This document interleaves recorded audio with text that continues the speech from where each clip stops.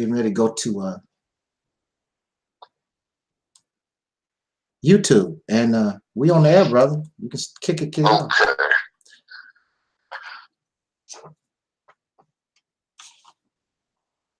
YouTube, and we on the air, brother. You can kick it off. Yes, sir.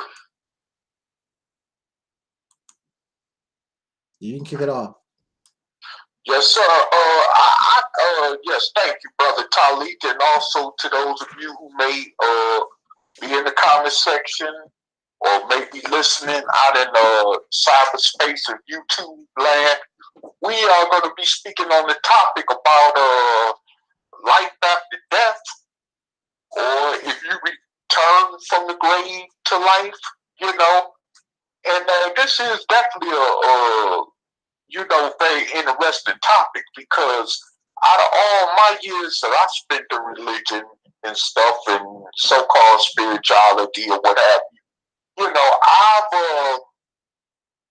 the only thing I came to the conclusion with is that I never heard nobody come back from the grave to make a testimony of how life is. I never heard nobody who died that turned into energy come back and make a oral testimony about their life after death. I never heard nobody, of course, from above the clouds, you know, make no oral, testimony about life after death. So my thing is this, and plus, you know, even if you go to your own Bible, it would tell you that once you are buried into the ground, your body never comes back out. You know, your body will never, unless they dig the grave, you know, to get you out for some type of criminal forensic investigation or whatever. You see what I'm saying? Other than that, your body stays in the grave. So, you know, all this about Jesus has risen from the grave. Oh, and by the way, his spirit rose from the grave. Let me tell you this. I never heard no spirit come back, whether it was his or anybody else's spirit, to vocally talk about how life is after death. I mean, so I mean, we could go down through there with the scriptures. We could go down through there with just plain scientifics or common sense facts, however we want to do it. But I have never seen nobody in history of mankind come back and actually run down, you know, a summary on how life is. You know what I'm saying, as far as after death. And you know, I want to get kind of ballistic with this, because, I mean, we had chattel slaves who were our ancestors, who we are the dark-skinned descendants of those ancestors that was born here in America, that many of them prayed to be free. And they was even offered the proposal of a heaven after life on earth. But yet none of them have came back to tell us how life is after death. So, I mean, let's you know, really examine this situation, because, I mean, this really has gotten our people so you know, intoxicated to the point that they just lay down and accept their position in life as just simply being a slave, or what you want to call a victim of the circumstances of racism and lynching and stuff like that goes on in this society. So, you know, a lot of our people use that thing called life after death as a crutch just to simply accept their circumstances here on earth. And it just don't make no sense, because no other people have done it other than us as descendants or dark-skinned descendants of slaves born in America. Let me make that perfectly clear, as the late George H.W. Bush would say.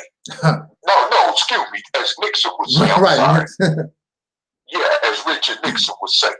Yes, but you know, like I said, you know, I just you know, want to make that clear, because I mean, Martin Luther King hasn't come back to tell us anything about the heaven that he may have went to when he died, or the promised land that he said he would get to.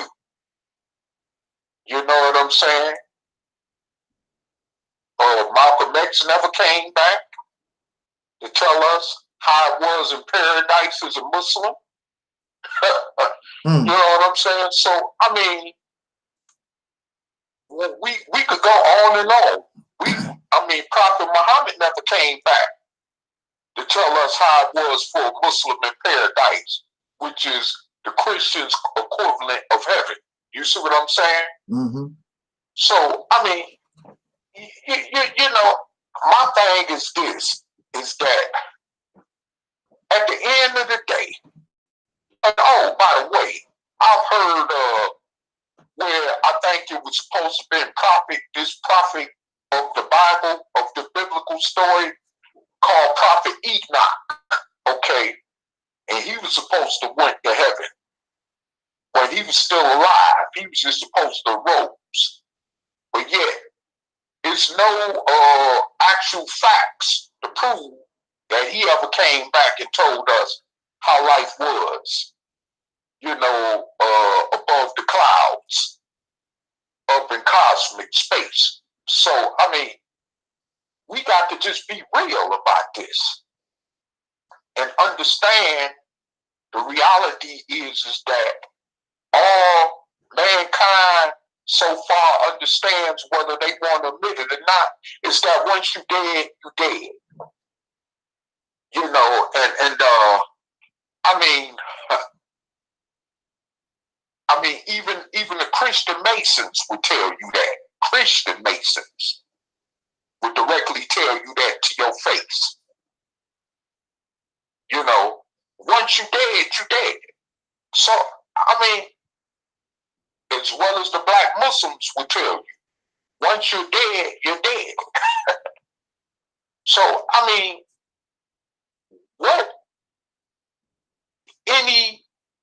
even scientists, those in the science world, can't even tell us or explain life after death.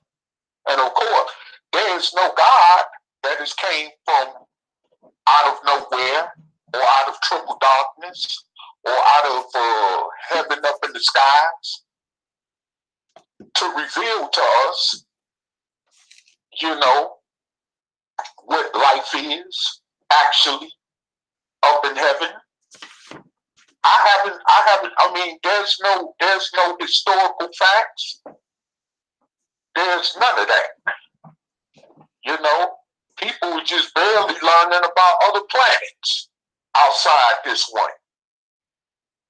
And I mean, you know, it would seem that the God of anyone's, you know, quote unquote understanding will even expose all the planets in the universe of what life is actually like, instead of people spending trillions of dollars going up in space to try to find out about it. So I mean, if the all-seeing, the all-knowing God, if that type of God exists, NASA, like I said once again, would have to be spending all that money to explain what's really happening in the universe, beside even this planet that we exist on. So I mean, you know, this is the thing that we're dealing with.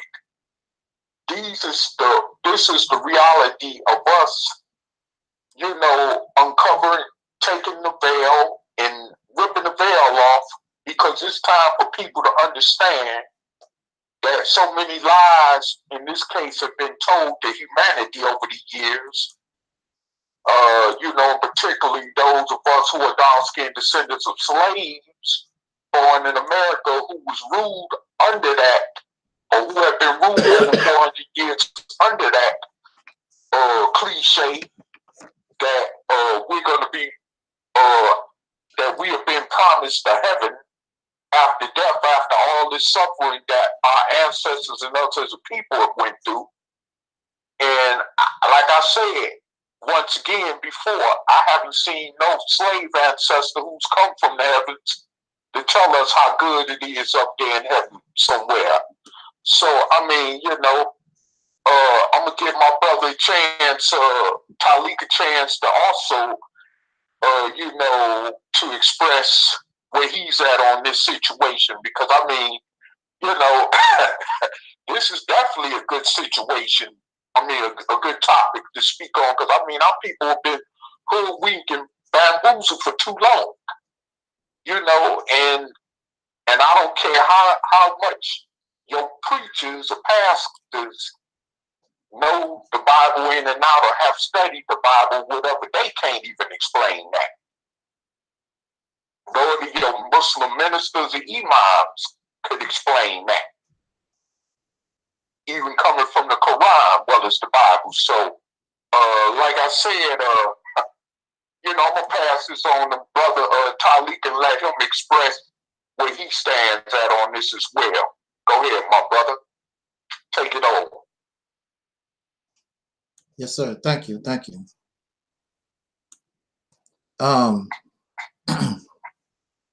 In the name of our ancestors, peace forever and always, and welcome to another edition of what we call the Reality's Temple on Earth Internet Ministry. I am the host, gatekeeper of this program, known here on social media, wherever you may find me. I am known as the Mighty One, Angel Snub 7, and I'm also your soul brother, number one. I want to thank our brother Taalik for opening up this forum for me to this afternoon. I would like to thank all of us who are listening and those who will listen later on, and those who are in the chat room. Brother Bakari, peace and respect you. Brother GL, peace and respect you. And of course, I have to acknowledge my Facebook audience. Peace and respect to my Facebook friends. And today we've chosen a topic that I think will be very interesting. Also, it could also be very emotional, because it is something that has been passed down from generation to generation. And we want to examine this idea of life after death. Is it real? Is it fact? Is it fiction? I mean, we all can draw up to our conclusions. Which this is the Reality's Temple, so I'm very sure many of you would automatically assume where we stand, and you probably are assuming right. But I want to explain to us why we take this position. And so if you give me an opportunity, and for those who would like to join the conversation after I say what I need to say, we can discuss this matter. But, you know, actually, see, this is a situation where it's not really up to discussion, because whatever people believe, they're going to believe. I'm not going to argue with people and debate people about their belief. If you want to believe in a bologna sandwich, that's your business. You know, that's between you and Oscar Mayer. Y'all got it going on. I'm not going to argue about you and your belief, because belief does not require logic. Belief does not require common sense. It does not require facts. It does not require none of that. Either you believe or you don't. All over the world, people believe all kinds of things. There's no science to back it up. There's nothing in our reality that can back it up. They just believe what they believe. So it's not up for me to debate and argue with you about what you believe, because it does not make no difference. When people want to believe something, that's what they want to believe. However, there are many, many people on this planet.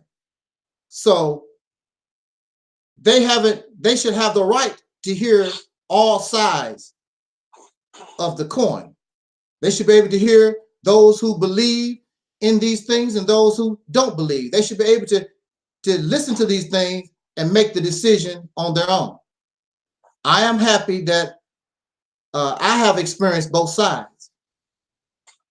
And I've made a decision that one side sounds more logical than another, because I'm not interested in belief.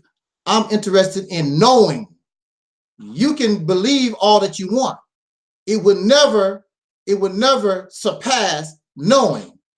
I would rather, if I'm hungry, I would rather know I'm going to get an apple rather than believe I'm going to get an apple. Because if I know I'm going to get an apple, it's a fact. I'm going to get that apple and my hunger will be quenched.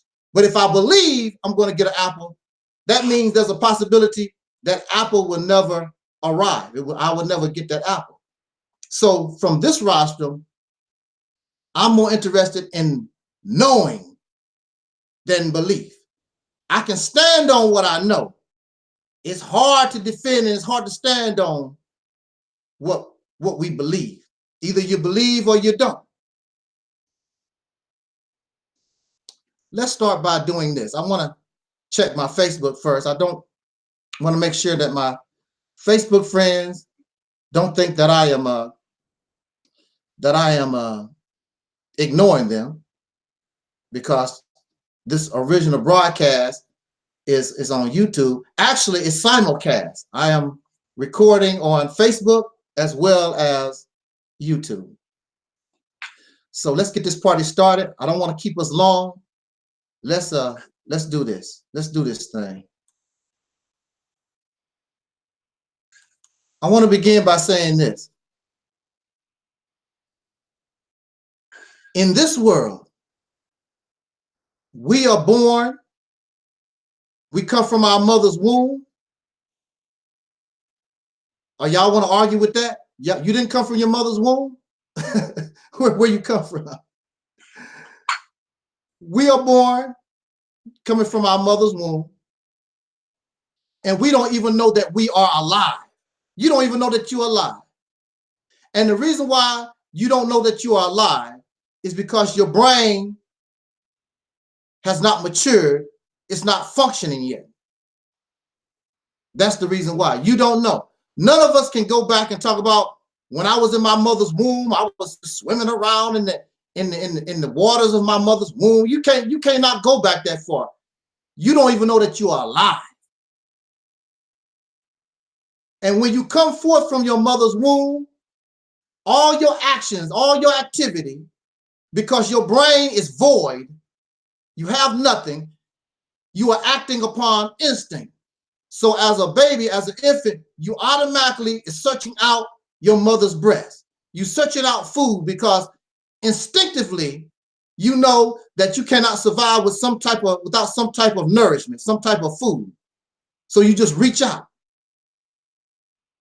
And as you mature, as you evolve, then one day you can go back and say, I remember this. But you're not going to go back too far because your brain had not developed. When our brains begin to evolve to the point where we can begin to attain what you call memory. We can begin to memorize things and we can begin to learn. So this is it. So you know nothing. You have never seen a young child coming into this world that knows nothing. And some of us claim that we are balls of energy going from one dimension, one platform to another. This is what we claim. But you never hear out of the mouth of a child. Why don't they explain this other place where they come from? You come from another dimension, another place. You never hear children explain that. Why is that? They don't know nothing. They don't know nothing until they begin to be taught. The human being must be taught. Unlike some animals, a chicken can come straight out the egg and do its business.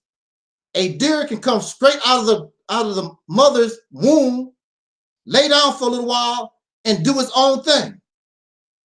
But the human being is weak, and the human being is fragile when we are young. And we need somebody to take care of us. We can't do nothing. We can't wipe our backside. We can't do nothing except lay there and cry. And we cry and we hope that somebody listens to our cries. They react to our cries. That's what we do. We don't know nothing. I've never heard an infant talk about Allahu Akbar. I've never heard that.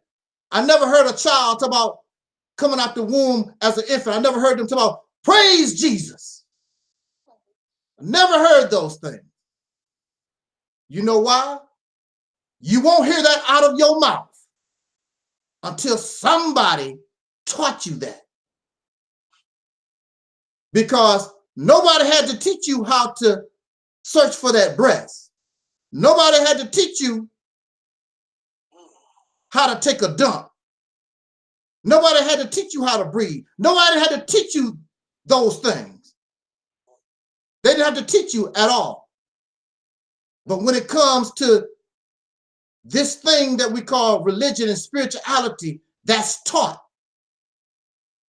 If it was natural, then you don't have to teach me about God. Why are you sitting here wasting your time trying to tell me about God? It should be natural to me. You shouldn't have to convince me of nothing. It should be natural to me. How many people that you know of that talks about God but never was taught about it? I doubt it. I doubt if you know any. There's nobody on this planet that you're gonna show me they was born and they all of a sudden they tell you about God. That was something that we're taught. And in this nation, as soon as you are born, before you can even walk good, they taking you to church. They putting holy water on your head, dumping you in some water. Before you can even walk good, they brainwash you. They condition our minds with this teaching that did not come with you when you came out the womb. Because when you came out the womb, you knew absolutely nothing. You are a blank canvas, and somebody has decided early in your life to begin painting on this blank canvas. That's what has happened to us. So the human being must be taught. The human being must be taught these things. You just don't automatically know. And when we are human beings, because of the complexity of our brains, unlike some animals, you can teach what is called facts, and you can also teach what we call fiction. When you go to the library and you look up books, you have books that are, like science and things of our reality and carpentry and all these different skills, and you can learn those things. These are factual. These are definite skills that you can use in order to make a living and learn. But then there's a section in the library called fiction. And fiction is a combination of fact and make-believe. And this is something that the human being can do that animals don't do, because the deer and the tiger and the elephant, the only thing they know how to deal with is reality. There is no other dimension for them, only reality. But for us, we can leave this reality and make believe, even as children. You remember when some of us was children and we would make believe we had this friend, and you would tell your mother about it, or your father or somebody about this friend, and your mother and father would look for the friend and the friend was not there, the friend was invisible. Because even at a young age, we know how to create or use something what we call our imagination. We know how to create fiction. As children, we know how to take a cup and saucer that don't have nothing in it and pretend that there's coffee and water, and you pretend you cutting a steak. We know how to do that already with our mind. That's what human beings can do. And see, that's good, but it's also bad. Because if you concentrate on that fantasy, which is not real, you can begin to believe that that your make-believe is real. And that's what happens to some of us. That's what happens to some children. They get to the point where they actually believe this make-believe friend is real. And in their mind, the friend is real. See, that's the thing about make-believe. This is the thing about fantasy. When a person gets drunk and they tell you they see a pink elephant, you cannot say that the pink elephant is not real. The pink elephant is real, but only in their mind, because their brain is intoxicated. So their brain is just going all kinds of, imagining all kinds of crazy stuff for this person because their person is intoxicated. And your mind don't necessarily have to be intoxicated by alcohol. Your mind can be intoxicated by drugs, and it also can be intoxicated by fictional teachings. And as soon as we come out the womb, these fictional teachings are given to us, conditioning our brains to accept that which is not real. This is why we gravitate. This is why we embrace those things that we know is not real. And see, the thing about this also is that your brain would tell you, that's not real. Your mind would tell you, that ain't real. But you will force your brain to say, it's real. You will force your mind to say, that is real. So we can be taught facts and we can be taught fiction as human beings. So then it comes to this thing that we call death. And we fear death. And the only reason why we fear death is because it's unknown. It's a mystery. That's why they always say the mystery of death, because it's unknown. But see, when we can use our imagination to create an answer for something that don't have an answer, so we have less fear of it, then we begin to create an answer that's not real. And so you have very smart people within the thousands of years of existence of the human being, and they understand that we have a fear of death. And so since we have a fear of death, they use death as a means to control the human being. If you don't do what I say, I'm gonna kill you. Why? Because you fear death. If somebody walk up to you on the street with a gun and they point that gun, the reason why when they say, give me your money, is because you fear for your life. You fear death. That's the why you would do that. So the fear of death throughout the generations has been a means to control people. It also has been a way to exploit people. So you know that the people fear death because it's a mystery. So we teach the people, well, you know, we all gonna die or whatever. See, they know they can't get over that hump. the liar and the deceiver.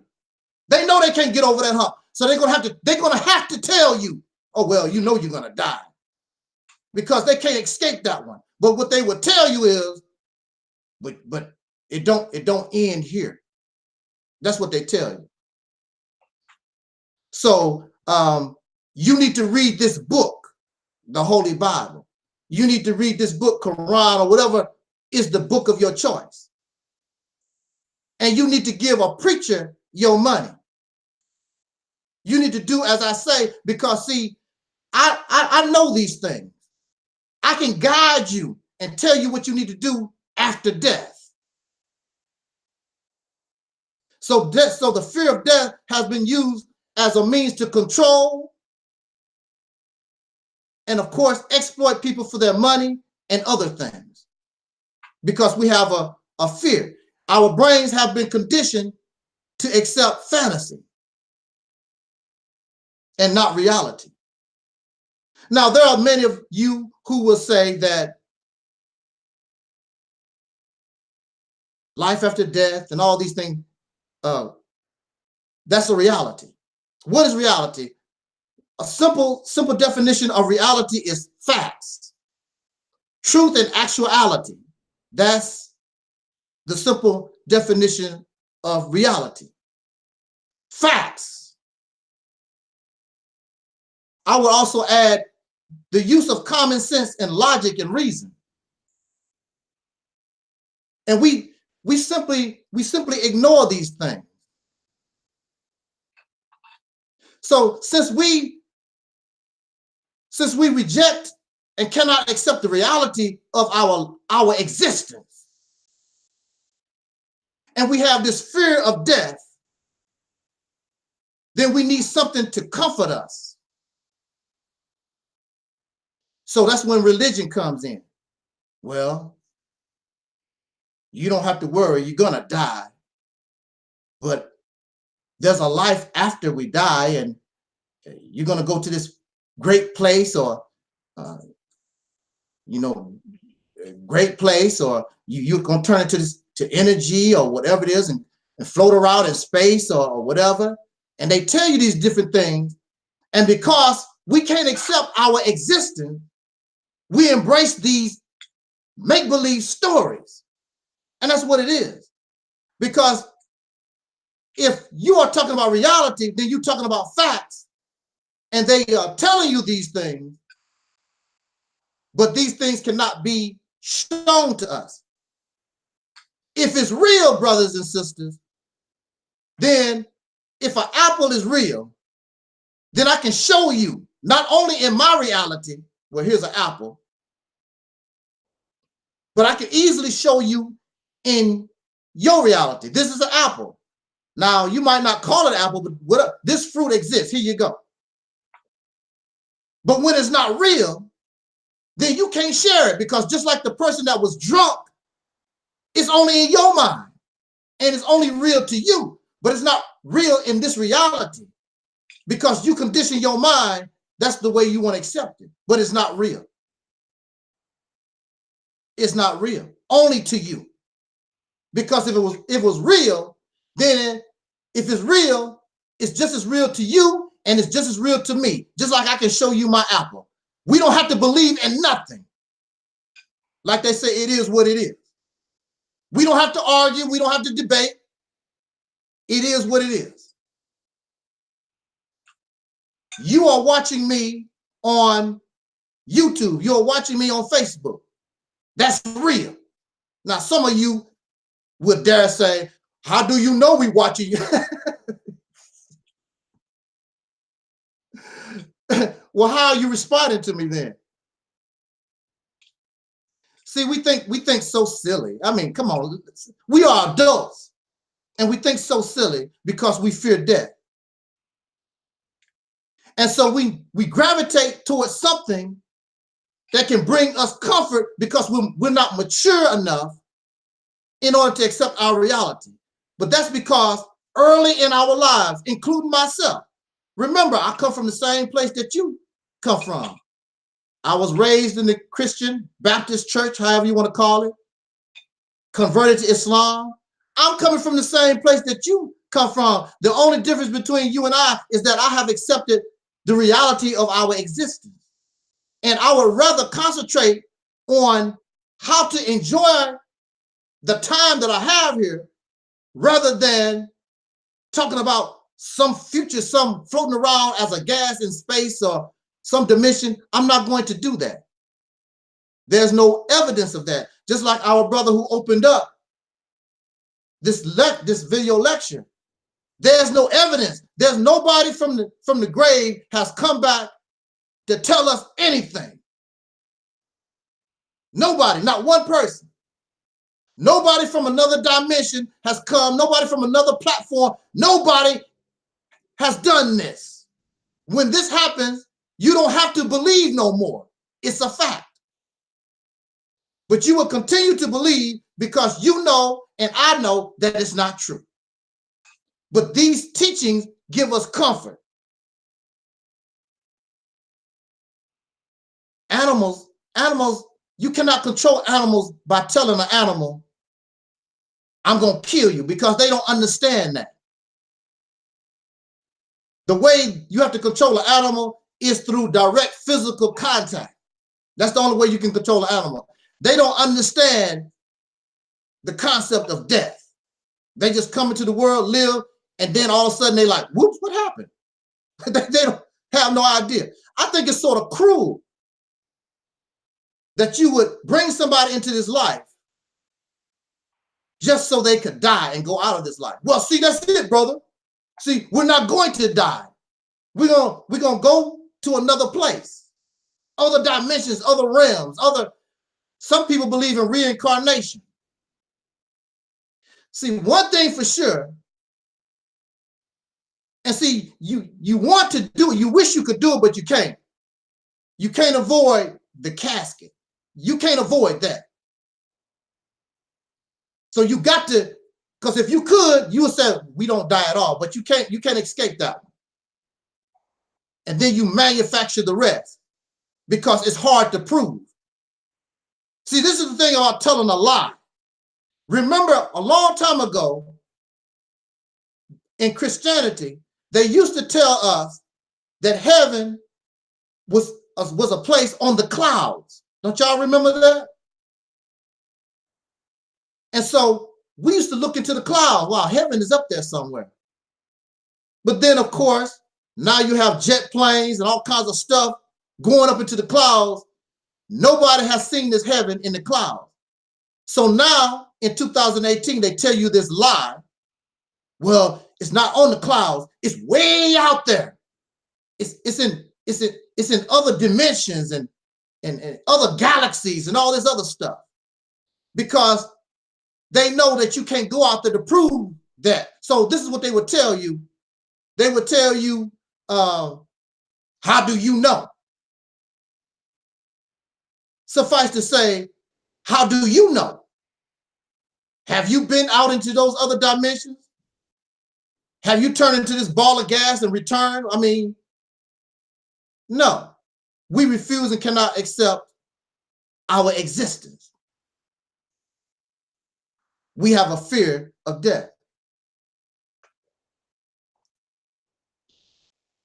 So those who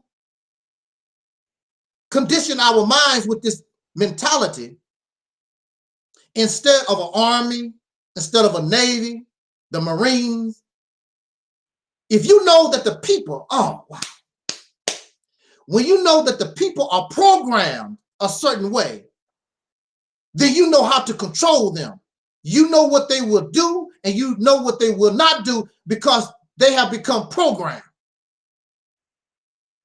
These teachings are a way of mind control.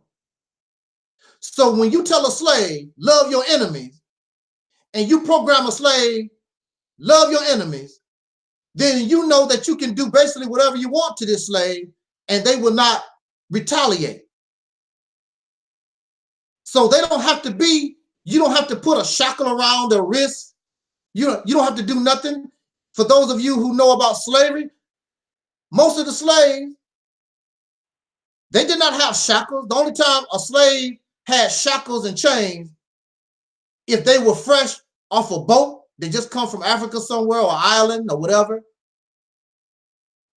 But once they become conditioned, you don't have to worry about them no more, because you control their mind. So since you control their mind, you can take those physical shackles off. Now the shackles is on their mind. So if I know you, and I know that you're Christian, and I think that you really believe what you're talking about, or if you're a Muslim, if I think that you are sincere in those beliefs, I know what you will and will not do. And if I'm slick, I know how to control you, because your mindset is focused on that belief system. So I can control you. When I understand that which controls you, then I know I can control you, because I know what you will and will not do, because I understand your mind, because you're under mind control. When you understand a person's thinking, you know what to expect from them. You know what they will and will not do. And so that's why all over the earth, wherever you find religious teachings and spirituality, the people are under some type of control, and they are docile, and they are suffering under some type of oppression, because their brain will not allow them to rebel against that oppression, because they are waiting to enter another world. So since I'm going to go to another world, why should I fight for my life here, even though it's the only world that I know of? And those who control this are happy that you won't rebel against them. Only complain and dream about the day when you go to your next destination on this train called life, because it don't end here, right? There's a thing in literary circles, some of you may be familiar. It's a thing called impersonification. Impersonification. What is impersonification? Impersonification is when you give that which is not human characteristics or traits. You see impersonification when you see Mickey Mouse, this rat. Rats don't talk. Rats don't walk upright. What you see Mickey Mouse do is what a human being would do. SpongeBob. You know a sponge don't do nothing, but this SpongeBob acts like a human being. This is an example of impersonification. It's not real. So you go to the Bible, and virgins have babies. You go to the Bible. What are these other things? Snakes talk, or the serpents talk. The burning bush talk. These things that are not human are given human characteristics. It's called impersonification. And impersonification is a part of fiction. It's not real. And your mind tells you that it's not real, but you reject it. That's why you must believe. Belief does not require facts. It does not require logic. It does not require reason, and it's not reality. These teachings makes us comfortable, because we fear death, and we don't like and cannot accept our existence in this reality. Animals do every day. Animals live, animals die. So it comes to the point where in Black conscious teachings or just history in general, remember, and some of y'all don't like Christian teachings, remember that y'all say that the slave master was telling the slave a lie, that it's all right that you suffer on earth because you're going to die and go to heaven. You're going to die, and there's a much better place for you after your suffering. And many of you say, man, you know, those Christian teachings, that's a lie. You are saying that the slave master lied to the slave. But at the same time, you're doing basically the same thing. You're saying that when we die, we're going to a different place. But when the slave master told the slave, when you die, you know, you can suffer here, but when you die, you're going to a better place. You're saying that the slave master's telling a lie, but you basically doing the same thing. That there's some life after death, some beautiful, wonderful place after you die. You're doing the same thing. So who is the liar? Are you the liar or the slave master liar? You're telling the same story. Because if the slave master is a liar, then you a liar too. Kemetic teachings, I heard a elder brother Elder Rashawn DeLay. He said, when you die, you turn into energy. And you know, your energy, you're a soul. Some kind of, you know, you turn into energy. Conscious energy. Electricity is energy, y'all. When you see a fire burning, you're seeing energy. Energy does not have a conscience. It doesn't make any sense. It doesn't make any sense. So what you're saying is, when you turn into this ball of energy, you're still going to have conscious energy. You tell me the last time some electricity talked to you. I'm going to wait. I'm going to wait for you to tell me, because that's energy. I want you to tell me the last time your computer, because your computer got energy going through it. When the last time it talked to you? Or fire, or the gas that's coming through your house that's burning. These are examples of energy. When was the last time you had a conversation with electricity or gas or some other form of energy? Energy does not have a conscience. Energy is not alive. What makes you alive is this makeup of cells in your body and your brain allowing you to focus on this existence that we come into. Once your brain dies, all of you who are Christian, all of you who are Muslim, all of you who are so spiritual, all of you who believe life after death, explain this to me. When your brain stops functioning, why you don't mention this no more? We don't know if you're a Christian or Muslim or nothing when your brain stops. Explain that to me. Because your brain is your soul. Without your brain, you couldn't be a Muslim. You couldn't be a Christian. You couldn't be an atheist. You can't be nothing without the brain. When that brain stops functioning, you're done. It's over. Your connection to anything is your brain.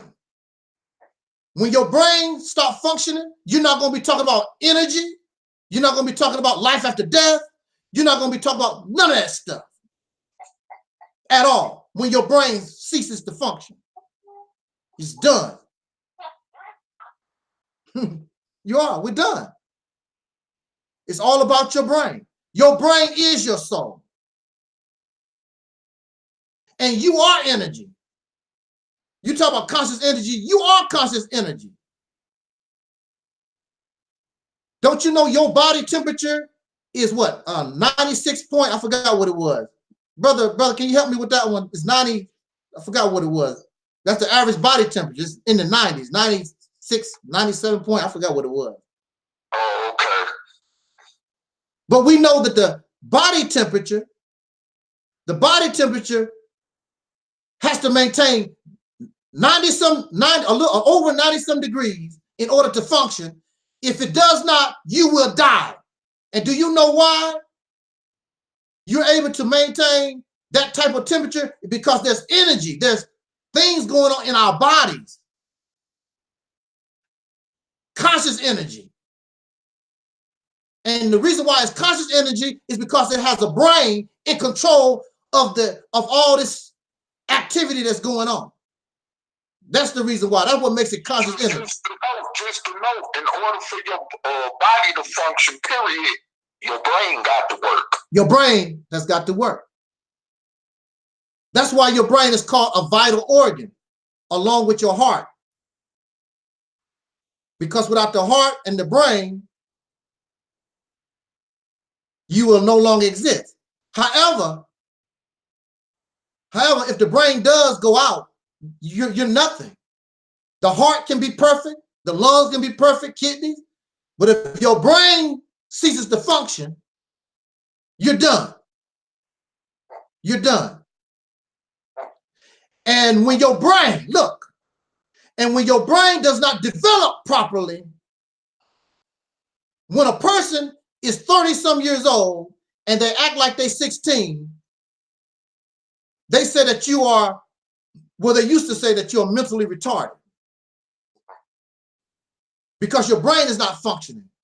When you believe that you got some kind of invisible friend, when you believe that there's some life after death and all you're going to leave here and all of a sudden go to a different world, everything, that's nothing but comfortable, fictional, feel-good rhetoric teachings.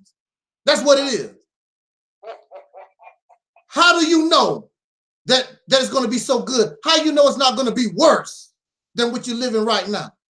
You don't know. But it reminds me of a child with a teddy bear. Some children are scared of the dark. Some children are just, they're just not comfortable. So you give them a teddy bear, and that teddy bear gives them comfort. 98.6. Thank you, chat room. Thank you, GL. That's the temperature of the body that you have to maintain. See, I'm not a know-it-all. I can admit when I don't know. It's been a long time. I remember. And I think I just came from the doctor not too long ago. They have to take your temperature. But these are nothing but feel-good teachings to make you comfortable because you cannot accept the reality of our existence. I don't have no problem with it because my mind is mature. I can handle it. I think that all of you people who believe in all this God stuff, I think it's very cruel for some God when you come into this existence and you run around and you don't know, then all of a sudden one day somebody tell you, you're gonna die one day. That's a hellified feeling. I remember the first time I learned about that. Because you don't know nothing about death as a child, just playing and running around.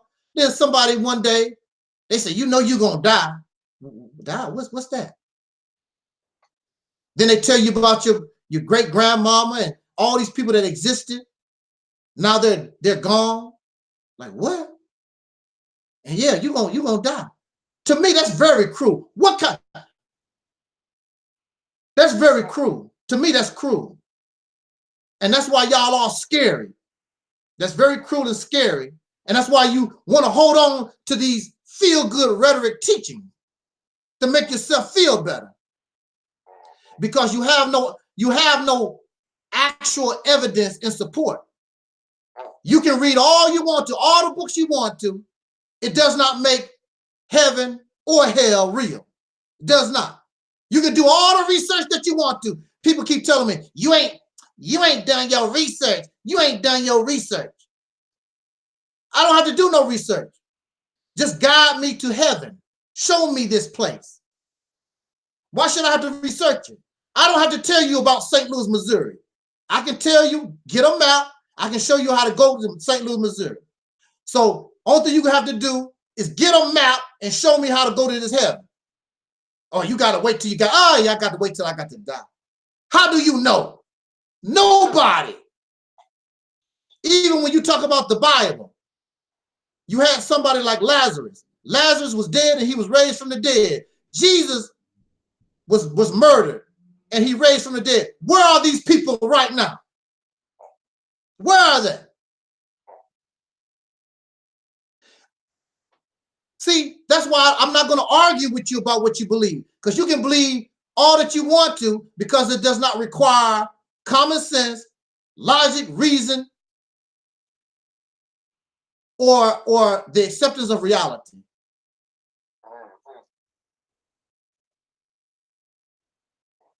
I'm told in the chat room, a fool says in his heart there is no God. Who wrote that? Of course, you want to call somebody a fool because you want somebody to believe that stuff that you're talking about. You can call me a fool all you want to. Show me this stuff. You the damn fool. Show it to me. I don't want to believe in it. I want to know it. I want to know it. You the fool, because the only thing you can do is believe. And you think I'm a fool because you think you're going to get me to believe what you believe and have no evidence to show nothing that is real. Just like the child with the invisible friend.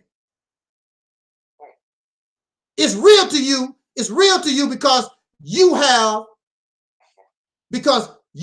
conditioned your brain to think that it's real. So you can feel good about a different place because you don't want to change your condition. You think some God or some spook or alien, somebody from another dimension, you think some kind of way you don't have to do no work and your condition is going to change. You don't have to do nothing. Some spook gonna come out the sky, the mother plane, some mother ship. Something is gonna save you. You don't have to do nothing except enjoy the ride. That's not how things work. And then you wonder why you still are in a slave-like condition. I don't need a teddy bear.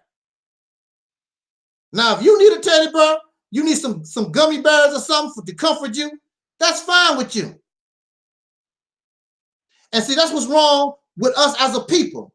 That's why we gravitate toward people like Louis Farrakhan, Tariq Nasheed. We go to the Sonetta channel and all these other people, nothing but a bunch of feel-good rhetoric. They make you feel good. You can feel good at the Playboy Mansion, I heard.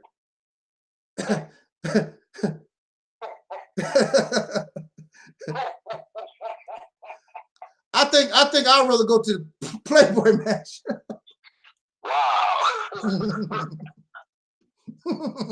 I guess on that one, at least you're keeping it real, brother. Wow. You are forcing, see, the thing about it is you're forcing your mind to believe these things. The difference between you and me is that I have grown up. Like your scripture says, when I was a child, I spoke like a child. I don't need that no more. I don't need a teddy bear. I can accept life just what it is. So here we are in 2018, and you know, Alaska just had that earthquake. And of course, California, I believe those fires have finally got under control. And the first thing we want to say is, look what God is doing. God is chastising America. Look at the earthquake. Look at those fires in California. But then when you look at history, this country has had fires and earthquakes for a long, long time. And this nation is still rolling, still going on about its business. Where was God? What was all these earthquakes during Jim Crow and these fires? What was all these fires and earthquakes and tornadoes that's chastising the wicked during 400 years of slavery? Mind you, if you are in those areas, the earthquakes and these fires and these blizzards gonna kill you too. Explain that one to me. If God is only wanting to kill the wicked, then how come when these hurricanes and these tornadoes and all this stuff that y'all talk about, God is behind it, how come God kill you too? Explain that one to me. Look, that's right. GL says that I have been conditioned to quote scripture even though he don't understand it. Right, I told you. That's absolutely correct. From a child, this stuff was brought upon me. Yes, you're absolutely right. And no, I don't understand it. No, I don't understand fiction. No, I don't understand fiction and fantasy and impersonification. All these different. No, I don't understand. I cannot relate to those things. You telling me about a place, but you can't take me to the place. No, I can't relate that. I cannot relate that. No, you absolutely, I cannot understand that. Absolutely. Now, I do understand. Now, look, I do understand this, y'all.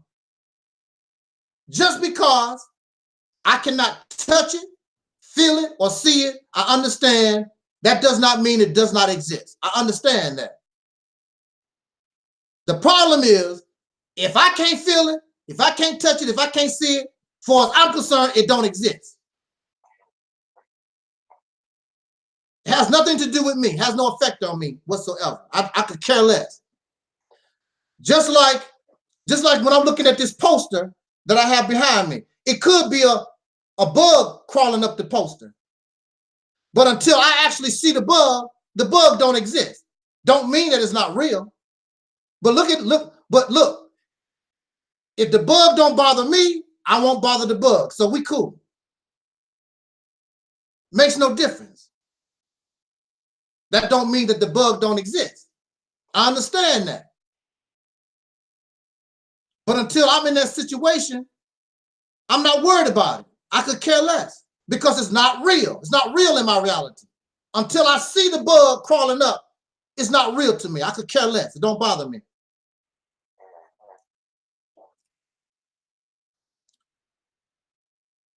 All of you who believe in African spirituality and voodoo and all this other stuff, where was this voodoo? Where was all this African spirits and all these spirits and ghosts y'all talk about? Where was all this when the Europeans began to invade Africa? How come all your gods? How come all your gods didn't do nothing to stop it? Even in America, 700 lynchings, I believe. Where was this God? Why this God didn't stop none of this? 400 years. Where's the power of your God? Where's the power? That's what I want. When you show me that power, when you show me your God can stop police brutality, your God can stop bombs being dropped on innocent children. When God can stop these pedophiles from preying on our children. Where is your God? Where is your spooks and your spirit? Now, why would a spirit and these ghosts bother people, but these ghosts and these spirits never mess with evil, wicked folks? I've never heard Adolf Hitler complain about some ghost messing with him. I don't never hear Donald Trump complain that some ghost and some spirit is messing with him. Or that raggedy George Bush that just died. He never complained about no ghosts and goblins messing with him. And your raggedy ass boss at work, how come these ghosts and spirits not putting them in check? That's bothering you on the job. That want to fire you tomorrow and take your income away from you, then you be starving. And you know your God ain't gonna do a damn thing, not gonna bring you a biscuit.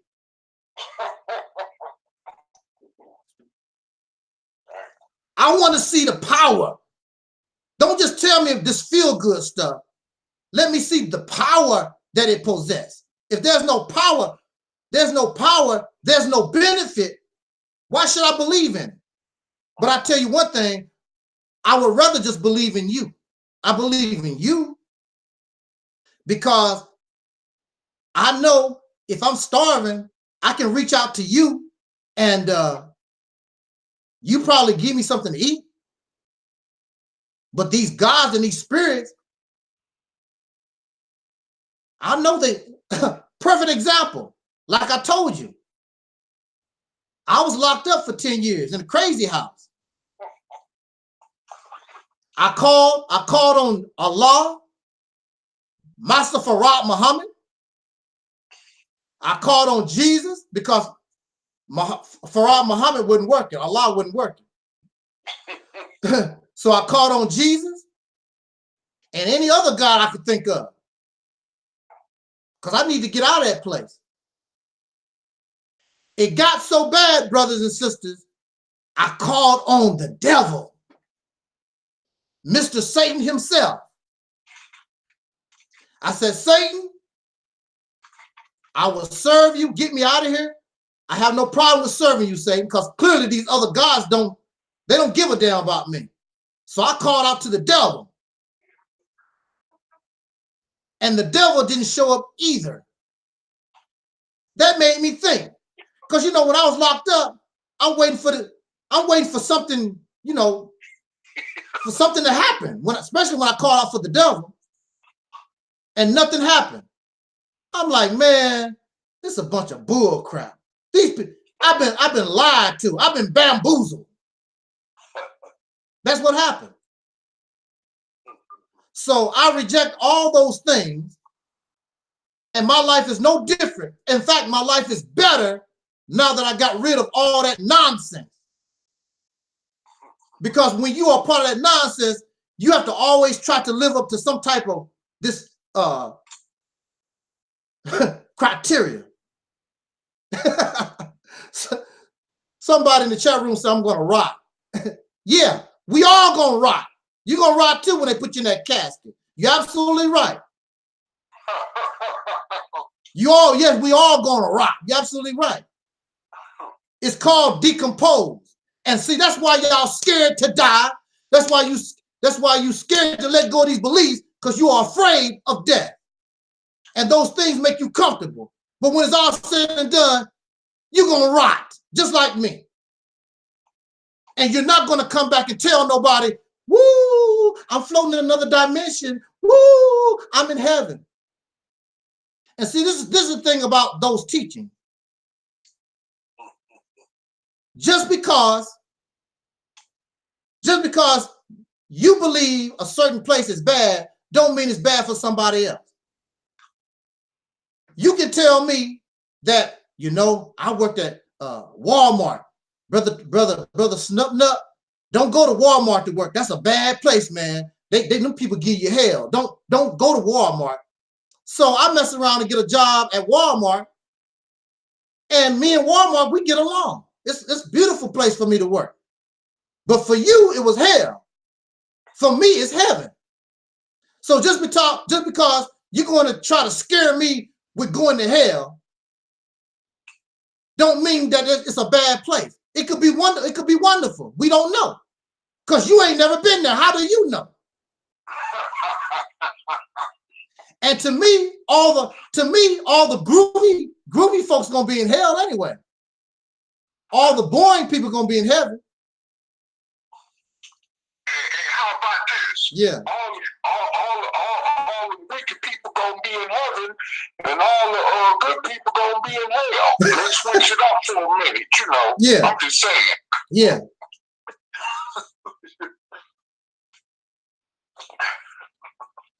I'm not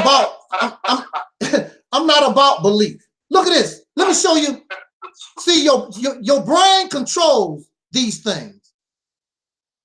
Somebody was telling me they had just lost their grandmother. They was really close to their grandmother. Okay? And they told me they had just seen their grandmother last night. I'm like, what? They said they just saw their grandmother last night. I'm like, wow. can you describe your grandmother? And the guy was telling me his grandmother had her favorite robe on and her favorite slippers and, you know, all this kind of stuff. Now, what's the problem with that, brothers and sisters? The problem is, if you are spirit, if you energy, what you need clothes for? Why was this man's grandmother wearing a robe and some slippers she got from Kmart?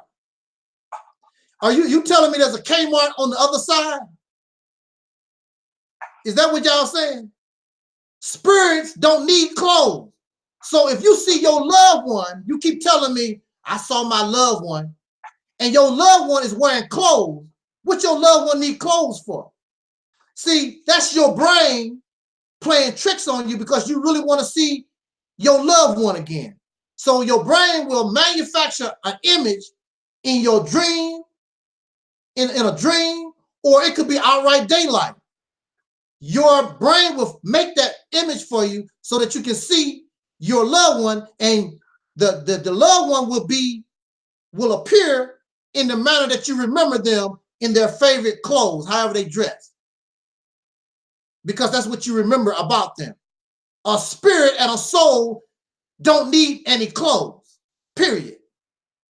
A spirit and a soul have no need for that. A spirit and a soul, you keep talking about if we go to hell. A physical fire cannot harm a soul or a spirit. So if you go to hell and you're going to spend your life in hell as a spirit, how is the fire going to hurt you? Physical fire cannot hurt a spirit. Spirits and spooks can go straight through walls. They can go straight through fires.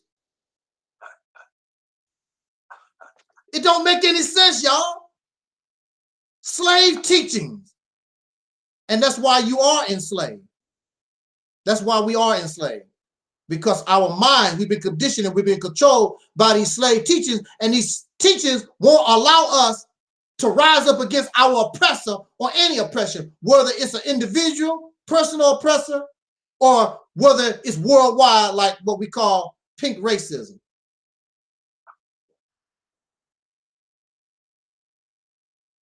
I was told that we have a soul. We are alive. That's what makes us alive, because we have a soul. Everything on this planet is alive. It does not make sense. What makes human beings so special that we cannot die?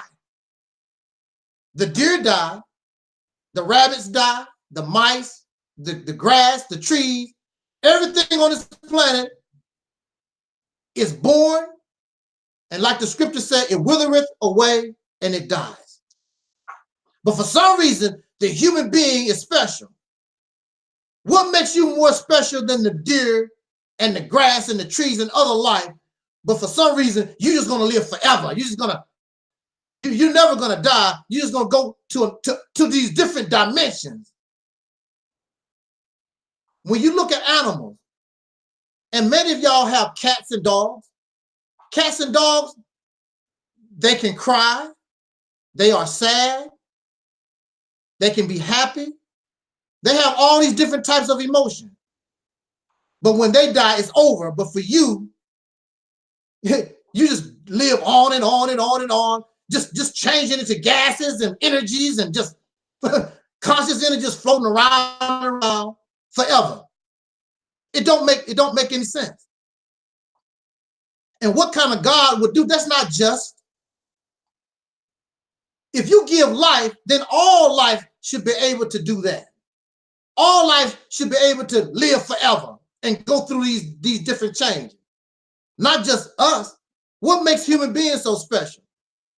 You take a dump just like a cow and a dog do. You know, you take a wee-wee like a cat and a dog do. You mess around and get grind up. You won't know the difference between you and whatever else got ground up. What makes us so damn special? You think you high and mighty. You think you better than other life. See that high and mighty attitude. You're so great. But look at your condition that you live in. You so great. Look at your condition. Animals don't live. Animals live more peaceful than you do.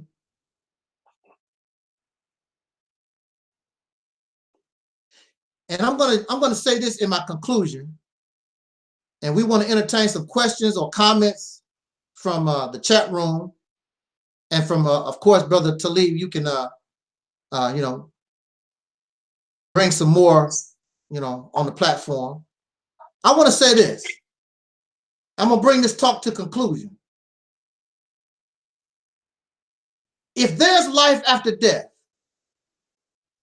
and you really believe, oh, when I die, I'm going to go into these different dimensions, and I'm going to live forever, turn into a ball of gas. Oh, if you really believe that, why are you not in a hurry to die? If they tell you you got cancer, just let the cancer kill you. If they tell you that you got HIV, don't do. Even if you got high blood pressure, don't take nothing for your high blood pressure. Just die. Because you're going to go to a different place, a better place. But as soon as you find out you're sick, you're going to try to get help. Go ahead and die. You're going to a better place.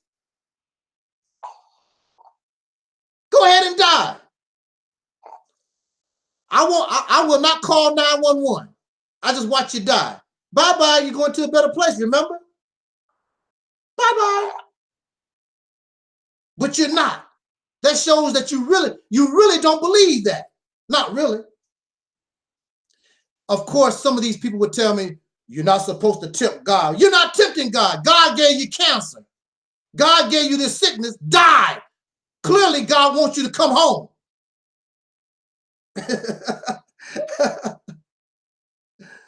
Look at my sister Bridget. Hey, Sister Bridget. Go ahead and die and get it over with. You're going to a different place. Don't grab my hand. I ain't ready to go. I'm going to take my medicine. I ain't like you.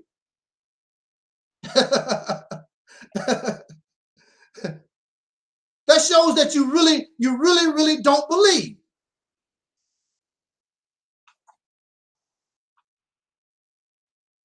Go ahead and die and go to Jesus. Go to outer space somewhere.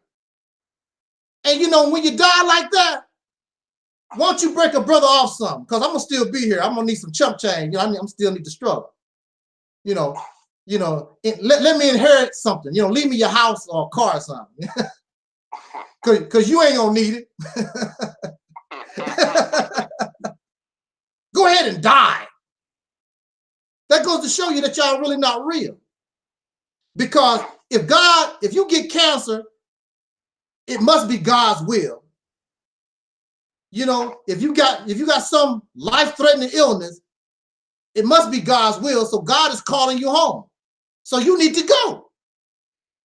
Bye-bye.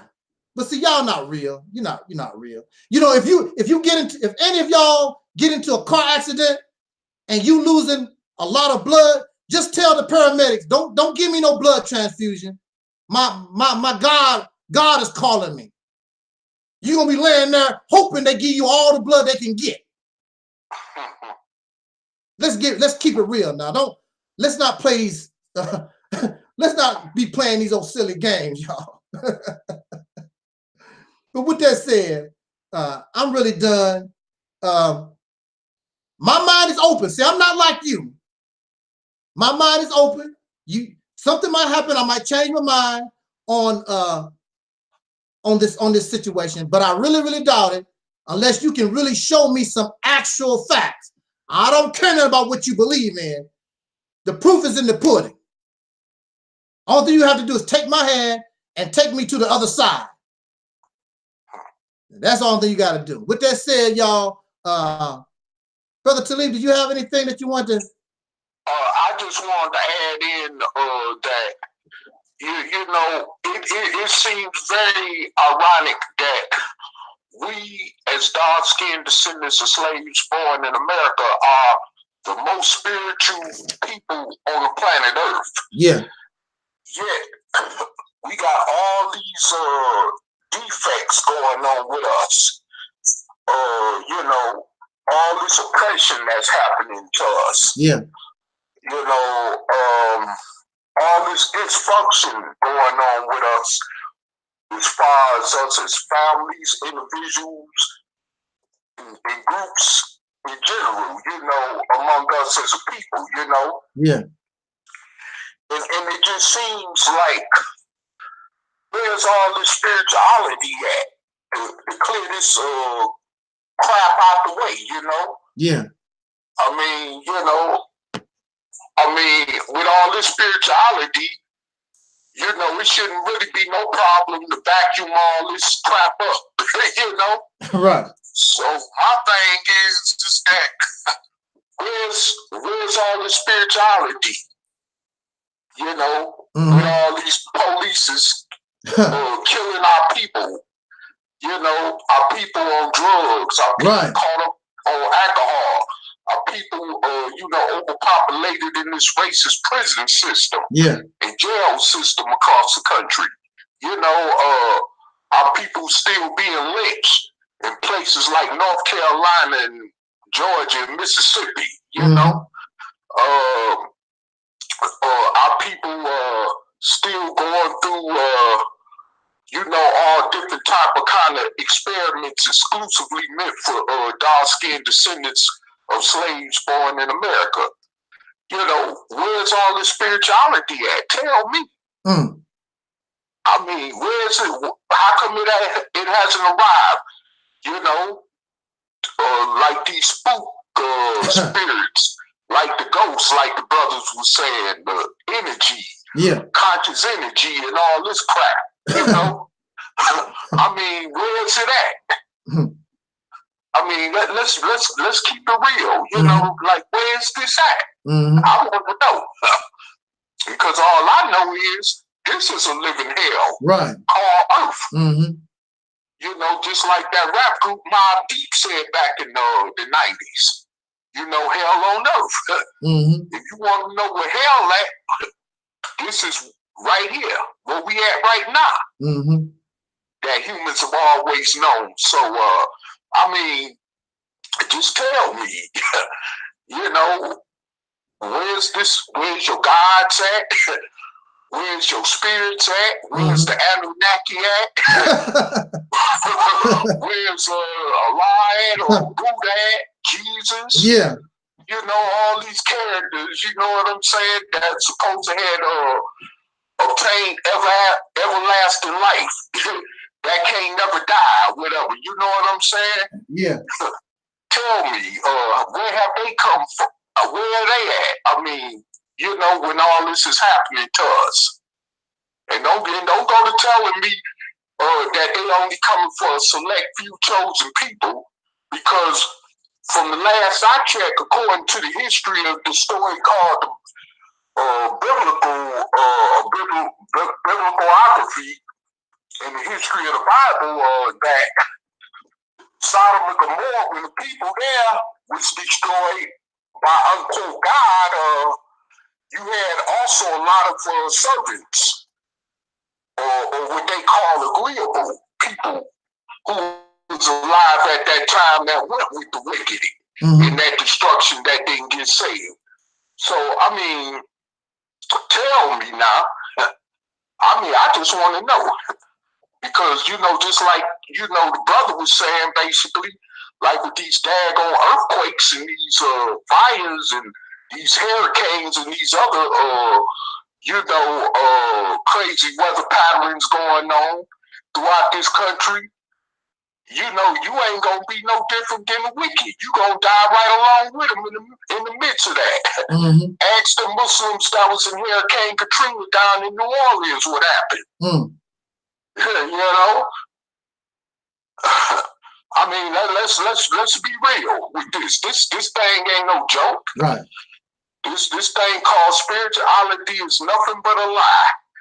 The biggest lie ever told to all mankind. Yeah. And that's a fact. And I'll leave it at that. And I'm gonna let the brother close out. I will say this. I want to tell us this.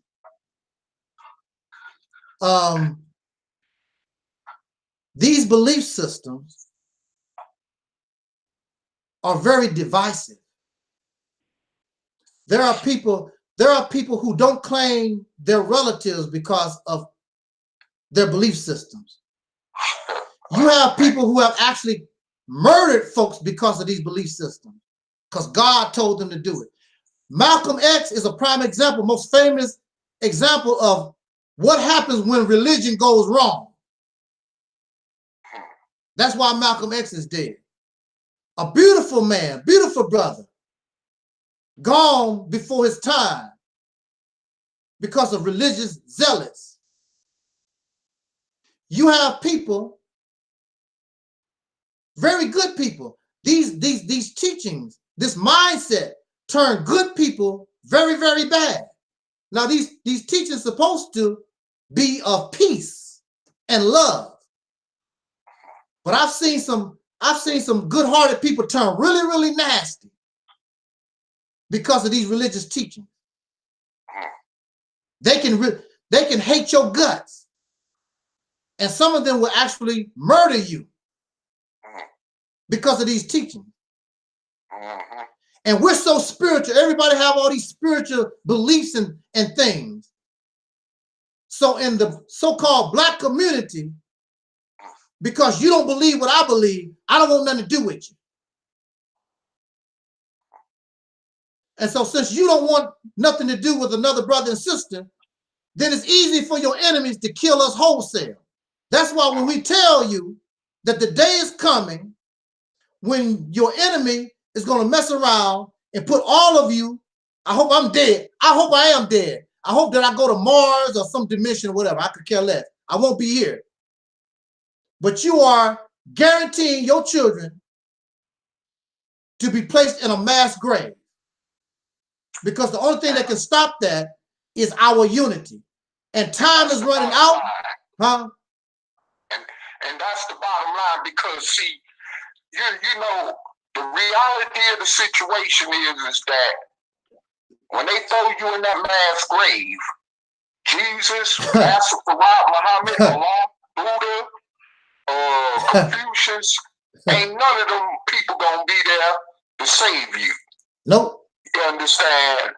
And also too, just for the record, is that according to John Muhammad, what I heard the brother of the Honorable Elijah Muhammad saying before he passed away, was that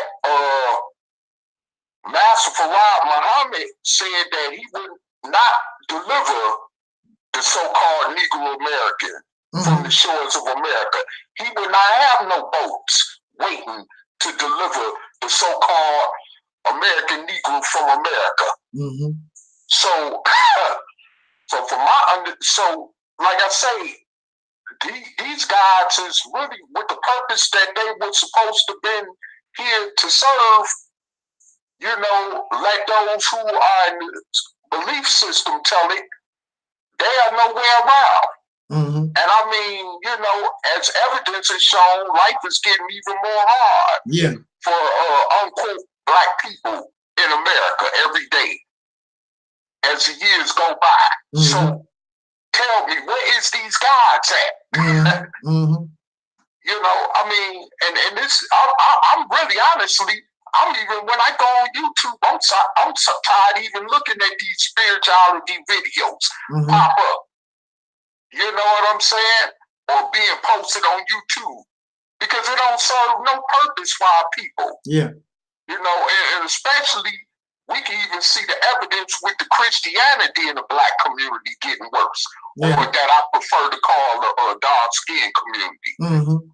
You know, with these pastors, you know what I'm saying, getting rich off our people, ain't giving nothing back, ain't breaking bread, ain't sharing the wealth. But they steady taking and taking while people going homeless, starving, got to resort to criminal behavior just to survive.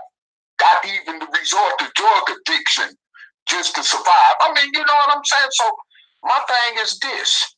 What in the heck has spirituality done for us as dark-skinned descendants of slaves born in America?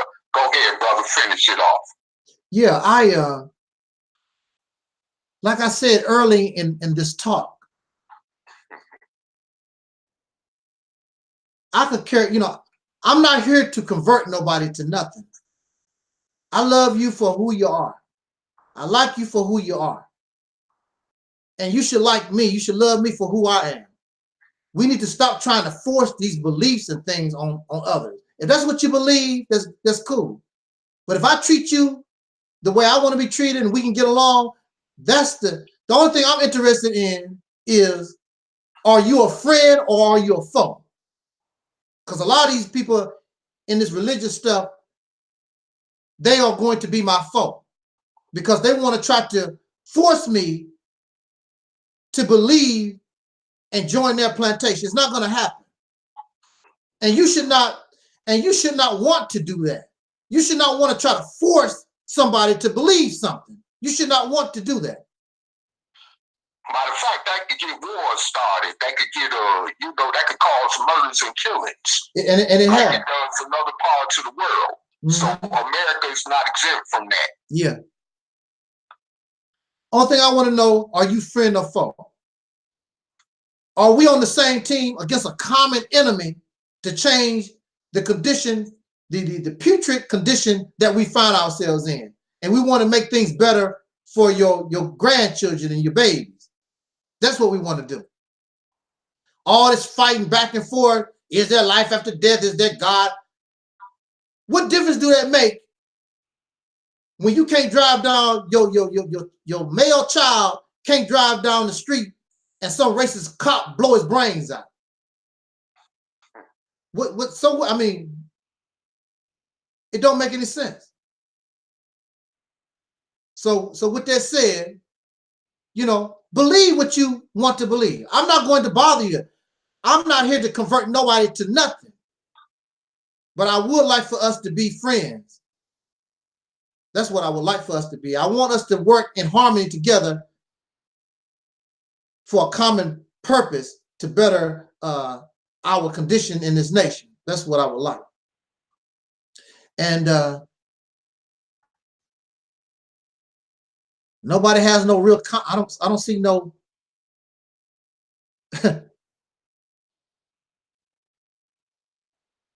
I have a comment. Syrian said, we can't get along if you mock my religion. Syrian, it's not your religion. You didn't make it up. It's not your religion. You believe it, you got it from somebody else. Somebody else sold it to you. It's not your religion. Now, this is my rostrum. The reality temple on earth is mine. It came from my mind. It's me. What you're talking about did not come from you. It's not yours. So how am I mocking? That's where they get all messed up here. Talk about my religion. It's not your religion. It belongs to somebody else. And nobody is making mockery of the religion. We're bringing questions up. And the reason why you believe that you're being mocked is because you know that the question is valid. You know that the question is credible. And you don't want to accept the reality that what's being brought up is true. You can't accept the truth. You can't handle the truth.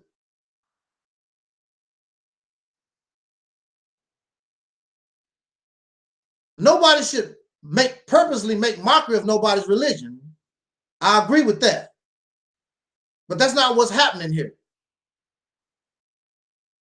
But it's not your religion. You didn't make it up. Somebody sold that to you. You didn't come out of your mother's womb talk about praise Jesus. It's like, ooh, the little baby can't even speak good. He talking about praise Jesus. That ain't what happened. Somebody gave that to you. Somebody sold this stuff to us once we came into this life. So it's not your religion. Whoever created the religion, they can say, this is my religion. I created it. You just a follower. You just a believer in something somebody else created.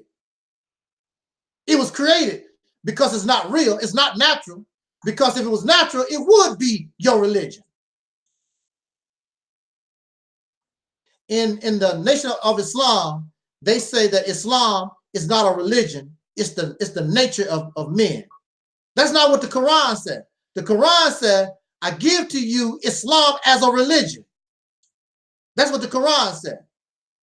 So either your teachings is wrong, Nation of Islam, or the Quran is wrong. Which one is it? Because the Quran said that Allah gave Islam to you as a religion.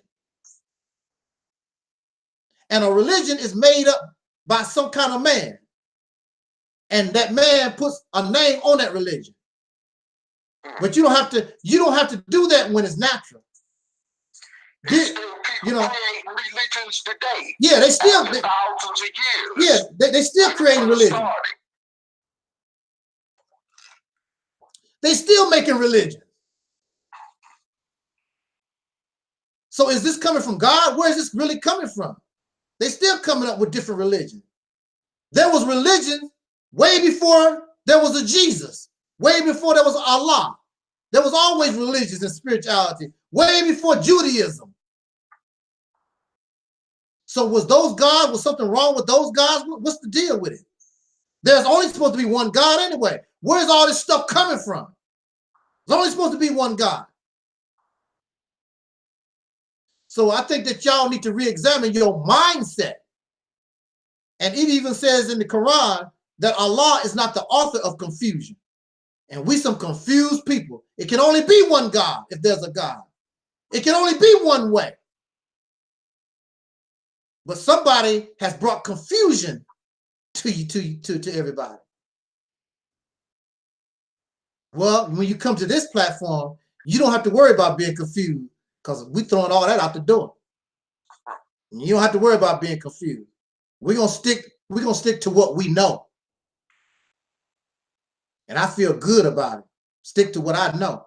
I don't have to argue and debate nobody because I know. I don't have to try to force nobody to believe so I can feel good about myself. I don't want to feel stupid. So I want you to believe what I believe.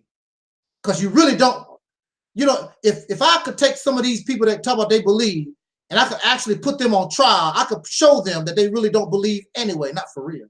Very few really, really believe that stuff. They don't believe. You can say anything out of your mouth. The Quran said, do you think that you will believe and not be tried? Well, your biggest trial is coming. Your biggest trial is coming. We'll see how much you really believe. With that said, thank you, my soul sister Bridget, Syrian, who else was in here? Brother Baraki. Is that Bakari? There I go again. And then I can't see everybody that was in the chat room. Brother GL and thank you, Facebook. What's happening in my Facebook? Let me check it out real quick. Yeah, Brother Guy was in my Facebook for a little while there. I had a few people in my Facebook there. But yeah, thank you everybody for listening. Thank you for those who will be listening to this broadcast at a later date. I also want to remind y'all now, not tomorrow. This is my big weekend coming up. Soul Liberation Day, Saturday, December the 8th at 3:30 p.m. We're gonna have a good time. I want to officially begin the kick off the campaign, Operation Exodus Mississippi. I want to kick that off, and I have two special guests who have given me the word that they will come and say spend a little time with us. Our sister, Rashida Strober, the first and original dark-skinned activist. She plans to be here with us. Going to hear a little bit from her. And our brother, Africanized, Brother Theo West. He's going to be here with us and share a little time with us. Make sure you subscribe to his channel, Africanized. That's his channel. And next week we plan to have and I also have another special guest. Y'all gonna be shocked. Y'all gonna be shocked who's gonna be here with me too next week. So we're done. And all of you, I love you. I don't care if you're Christian or Muslim or whatever you want to. I love us as a people. I'm not tripping off that. Let's get this beast off our back. Let's change our condition and let us support what we call Operation Exodus Mississippi. With that said, for myself, Assistant Minister Brother Taalik, again, to all of you in the chat room, YouTube land and listeners, I thank you so much. Facebook, I will be talking to y'all Sunday. Come and spend some time with your brother Sunday. I hope I can give us a message that can fire us up and we can get on the soul train. Until next time, y'all, I do wish us love, peace, and soul in vogue. And we out of here, y'all.